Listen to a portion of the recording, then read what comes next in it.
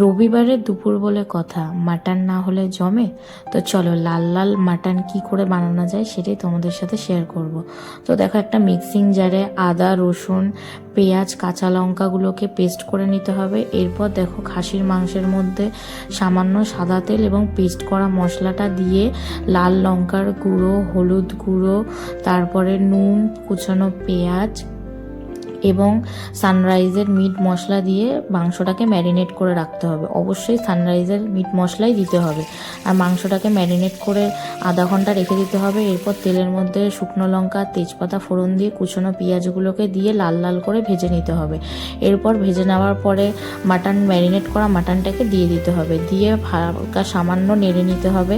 নেড়ে নেওয়ার পরে মাটনটাকে ঢাকা চাপা দিয়ে আরও কিছুক্ষণ রান্না করতে হবে। এরপর ঢাকনা খুলে মাটনটা যখন সামান্য সেদ্ধ হয়ে আসবে তখন তার মধ্যে যে কেটে রাখা পেঁপেগুলো রয়েছে সেগুলোকে দিয়ে দিতে হবে। এরপরে সামান্য চিনি দিয়ে আরও কিছুক্ষণ কষে নিতে হবে এবং কষে নেওয়ার পরে আবার ঢাকা চাপা দিয়ে কিছুক্ষণ রান্না করে নিতে হবে। এরপর দেখো, ঢাকা খুলে দেখে নেওয়া হবে যে পেঁপেগুলো গলে গেছে কিনা। তো দেখো, একদম পেঁপেগুলো গলে গেছে।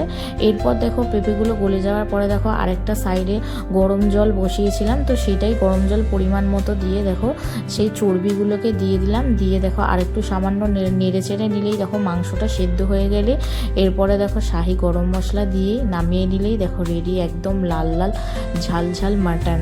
তো এটা খেলে তোমরা আর এই স্বাদটা তোমাদের মুখে লেগে থাকবে, তোমাদের আর কোনো মাটনের রেসিপি খেতে ইচ্ছাই করবে না।